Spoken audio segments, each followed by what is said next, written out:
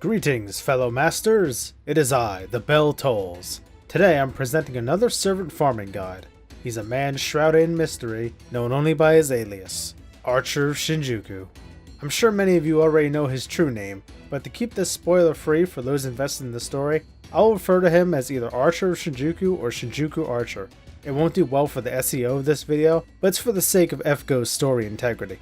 Also, I wouldn't recommend looking up any info about this guy in terms of wiki pages because you'll be spoiled on it instantly. Like, seriously, before you even click the page.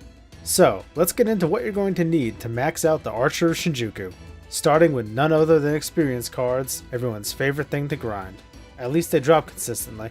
As a 5-star servant, the man of mystery will need 375 Archer cards to get to 90, or 450 non-Archer cards.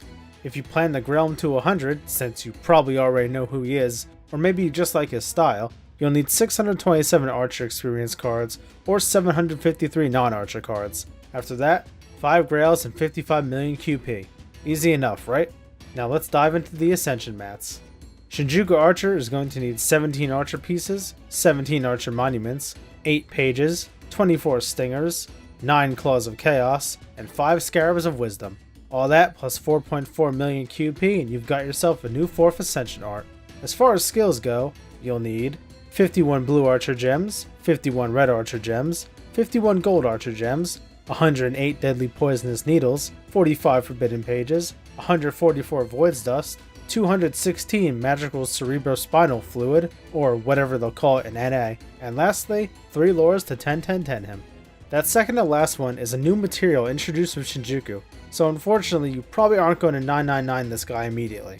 Don't worry, a guide will come when Shinjuku is released. And before I forget, you need 163,200,000 QP to max his skills. Hope you've been saving up.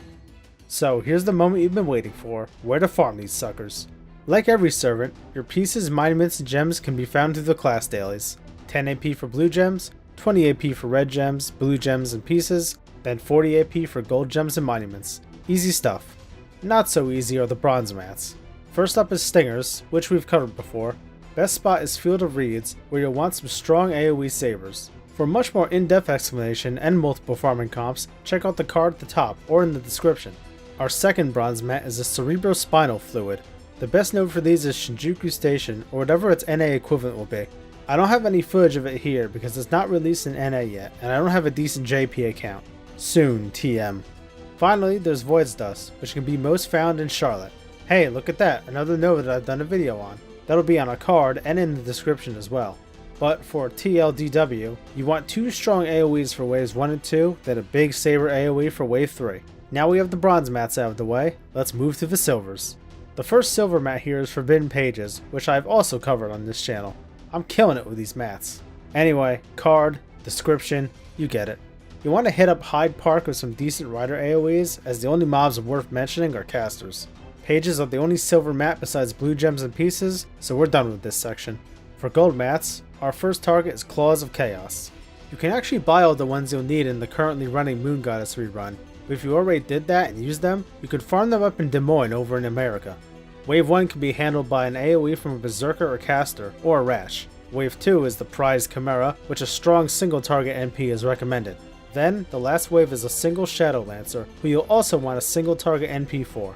I'll cover this more in depth in the near future. Our final gold mat is Scarab of Wisdom. The best spot for these is Great Temple and Camelot. The first 2 waves here aren't much of a problem, as they're just 2 trash mobs each. It's the last wave that's a problem, comprising of 2 nearly 200k health casters. I'll need to take some time to figure it out, but I'm thinking Rider Toki might come in handy for it. With that, I've covered everything you need for Archer of Shinjuku and where to find them. Sans the Cerebrospinal Fluid, you should have plenty of time to farm these before the Singularity and Summoning campaign are released. Estimates put the Shinjuku chapter release somewhere around February 23rd, so don't sweat it. As always, thank you very much for watching.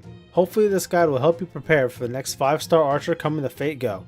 Be on the lookout for videos on the materials I haven't gone in depth on, and feel free to like, comment, and subscribe if you're so inclined. Farewell, fellow masters. May your farming be bountiful, and may the bell never toll for you. Until next time.